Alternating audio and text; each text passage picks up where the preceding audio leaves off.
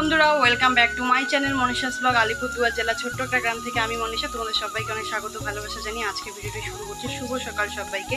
আর এখন বাজে 10:30, আর 10:30টার দিকে আজকে একটা স্পেশাল খাবার খাবো, মানে খুব মানে জনপ্রিয়, যেটা হলো ট্রেন্ডিংয়ে চলছে, সেই খাবারটা খাবো। সের জন্য আর কি আমি এদিকে ভাজাভুজিগুলো করতে বসিয়ে দিয়েছি। যেমন আমি কি বলে দেখিয়ে দিয়েছি তোমাদের, কোয়াশ ভাজা, আলু ভাজা, আর থাকবে হলো শুটকি ভাজা।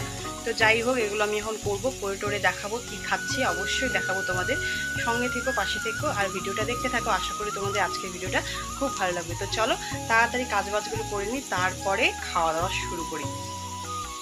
তো বন্ধুরা দেখো, এদিকে আমি আলু ভাজতে বসিয়ে দিয়েছি, আর আলু ভাজাটাও প্রায় আমার হয়ে এসছে, দেখতে পাচ্ছ। বেশি তেল দিয়ে খাই না এখন, মায়ের বাড়িতে আসলে আমি হালকা তেলের সবজিই খাই, আর ওটাই আমার ভালো লাগে, আর ওটাই শরীরের জন্য খুব খুব খুব খুব খুব ইম্পর্টেন্ট ব্যাপার। তো যাই হোক, এদিকে দেখো কোয়াশ ভাজা। তো চলো খাওয়া দাওয়াটা শুরু করে নিই। তো দেখো বন্ধুরা, এখানে আমি ভাত নিয়ে নিয়েছি, আর এটা হলো পান্তা ভাত, কালকের রাত্রের ভাত। আর আমার কিন্তু পান্তা ভাত খেতে খুবই ভালো লাগে, আর পান্তা ভাতটা কিন্তু আজকাল ট্রেন্ডিংয়ে চলছে কেমন। তো এদিকে লবণ নিয়ে নিয়েছি, আলু ভাজা নিয়েছি, কোয়াশ ভাজা নিয়ে নিয়েছি, সঙ্গে শুটকি ভাজা নিয়ে নিয়েছি, আর নিয়ে নিয়েছি এক ফালা পেঁয়াজ 2 টুকরা করে, আর নিয়ে নিয়েছি লঙ্কা যেটা দরকার, আর ভাতের মধ্যে নিয়ে নিয়েছি সর্ষের তেল। হ্যালো বন্ধুরা, এগুলো হচ্ছে আমাদের কি বলে এটাকে, পুঁই শাকের গাছের হলো এগুলো, আমাদের টাটকা টাটকা পুঁই। কে কে খাবে, কার কার লাগবে অবশ্যই কমেন্ট করে জানাও, আর লাগলে নিয়ে যাও। আর এই দিকে আমি দেখিয়ে দিই কে পাড়িয়ে দিচ্ছে, মানে পেরে দিচ্ছে, ওই যে ভাই পুঁই শাক পেরে দিচ্ছে ওখান থেকে। তো চলো। পুঁই শাক পেরে চলে এসেছি। এই যে আজকে সকালবেলা মামা মানে ধরেছিল হলো কই মাছ, আর এই কই মাছটা আমি বানাবো বাবুর জন্য, ঝাল ছাড়া, তেল ঝাল যাকে বলে, শুধু তেল, কই মাছের তেল বানাবো। এর জন্য দেখো কই মাছগুলো ভালো করে কেটে নিয়েছি, পরিষ্কার করে ধুয়েও নিয়েছি লবণ দিয়ে। ধোয়ার পরে এদিকে আবার লবণ দিয়ে দিলাম, পরিমাণ মতো হলুদ দিয়ে দিলাম, দিয়ে এটাকে এখন এই চামচের সাহায্যে আমি মিশিয়ে নেব লবণটাকে আর হলুদটাকে। তো যাই হোক, হাত দিয়েও করতে পারি, তবে কি বলো তো, মাছটা ধোয়ার সময় আমার আর কি একটু কেটে গেছিলো মাছের মাথার ওই শক্ত শক্ত ওই সেগুলো দিয়ে, এর জন্য আর কি চামচটা দিয়ে আমি ভালো করে মেখে নিয়েছি। আর এদিকে কড়াইটা বসিয়ে দিয়েছি, কড়াইটাও প্রায় গরম হয়ে এসছে।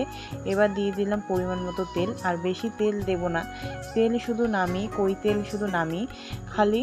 আর বাবু যেহেতু খাবে, বাবুর জন্য, স্পেশালি বাবুর জন্য, তার জন্য হালকা পরিমাণ তেল দিয়ে দিয়েছি আমি। আর এখন কই মাছগুলো আমি দিয়ে দেবো।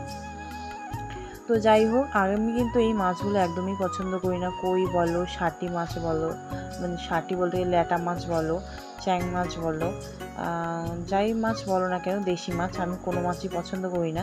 তবে বাবুর জন্য এখন সব কিছুই আর কি রান্নাও করতে পারি, আর বাবুকে খাওয়াতেও পারি নিজ হাতে। তো এদিকে দেখো আমি নিয়ে নিয়েছি হলুদ গুঁড়ো, দিয়ে দিয়েছি লবণ, দিয়ে দিয়েছি, সঙ্গে দিয়ে দিয়েছি আমি এখানে জিরে বেটে, গোটা জিরে বেটে দিয়েছি, আর দিয়েছি আদা। তো যাই হোক, লঙ্কা দেইনি কেন, ছেলের জন্য দেইনি, কারণ ছেলে লঙ্কা মানে ঝালটা পছন্দ করে না, আর ও খেতেও পারবে না, ছোটো যেহেতু, তার জন্য আর কি ঝালটা দেইনি। তো দেখো, উল্টে পাল্টে মাছগুলোকে, কই মাছগুলোকে ভালো করে আমি ভেজে নেব, তারপরে আর কি বাকি যা যাবতীয় আছে সেগুলো করব। তো চলো, মাছগুলো আমার অনেকটাই ভাজা হয়ে গেছে, আর এখন আমি মাছগুলোকে একটা একটা করে তুলে নেব। এখানে 4টের মতো কই মাছ আছে, আর 2-3টের মতো শাটি মানে লেটা মাছ আছে। তো যাই হোক, আমাদের রাজবংশী ভাষায় আমরা টাকি মাছ বলি, শাটি মাছ বলি, আবার ল্যাটা মাছও বলে থাকি। তোমরা কে কী বলো অবশ্যই কমেন্ট করে জানিও কেমন। তো দেখো, মাছগুলো আমি তুলে নিয়ে নিয়েছি। এখানে হালকা একটু তেল ছিল, তার জন্য আমি এখানে আরেকটু তেল দিয়ে দেবো, অল্প পরিমাণ, তোমরা দেখতেই পাচ্ছ। এখন ওই যে বাটিতে যে সমস্ত মশলাগুলো রাখা হয়েছিল, বেটে রাখা হয়েছিল, সেই মশলাগুলো এখন আমি ওই কড়াইয়ে তেলের মধ্যে দিয়ে দেবো। এখানে কিন্তু এক্সট্রা করে আমি কোনো শুকনো লঙ্কা বা গোটা জিরে কোনোই ফোড়ন দিইনি, সঙ্গে সঙ্গে মানে ডাইরেক্ট আমি সেই মশলাগুলো দিয়ে দেবো। আর এখন মশলাগুলো আমি ভালো করে কষিয়ে নেবো, নাড়িয়ে চাড়িয়ে। অবশ্যই এ থেকে জেড তোমাদের সব কিছুই দেখাবো, তোমরা দেখে বলো কেমন লাগলো। আর অবশ্যই বাচ্চার জন্য এভাবে রান্না করে খাওয়াইও যদি বাচ্চা থেকে থাকে বাড়িতে। অবশ্যই এটা হলো হেলদি রান্না, কোনো রকম আর কি আনহেলদি নয়, একদম হেলদি রান্না।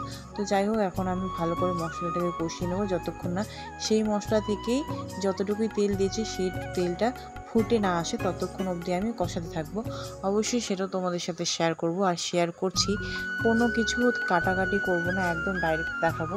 তো অবশ্যই কিন্তু জানিও আমার ভিডিওগুলো কেমন লাগে তোমাদের, আর রান্নার ভিডিওগুলো কেমন লাগে অবশ্যই জানিও।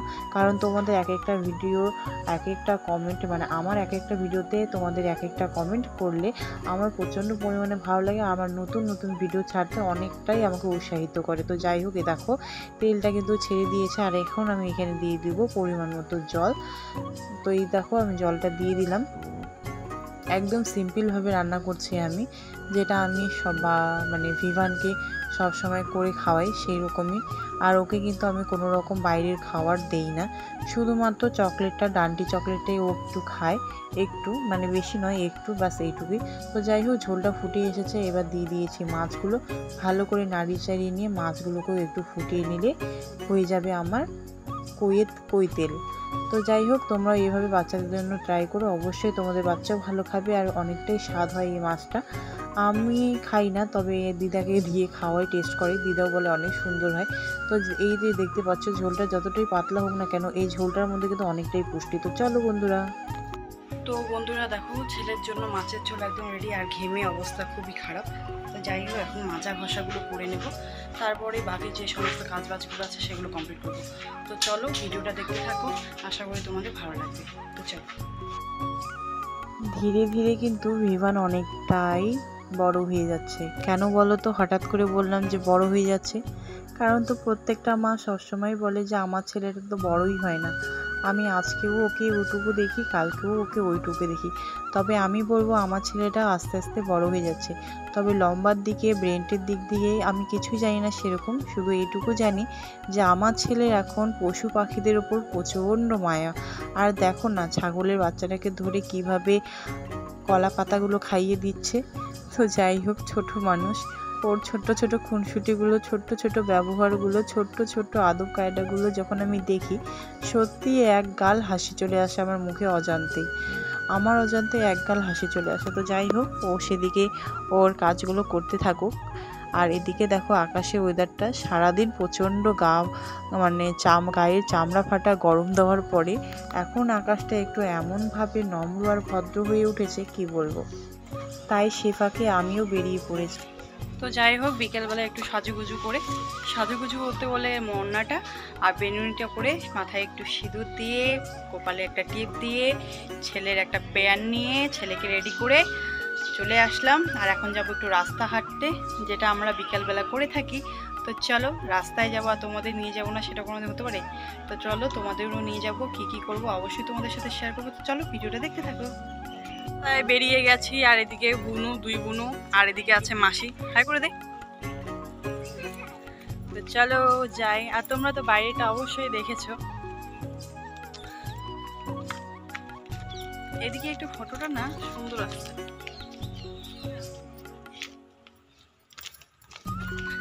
তো চলো। তো দেখো বন্ধুরা, রাস্তা হেঁটে আসার পরে অনেক কিছুই হয়ে গেছে, যেগুলো আমি তোমাদের সাথে একদম শেয়ার করতে পারিনি, আর ক্যামেরা বন্দিও করতে পারিনি, তাই তোমাদের সাথে শেয়ার করাও হলো না। তো এদিকে আমি নিয়ে নিয়েছি সাদা ভাত গরম গরম, আর রয়েছে চিকেন। তো আজকে এটা দিয়েই খাওয়া।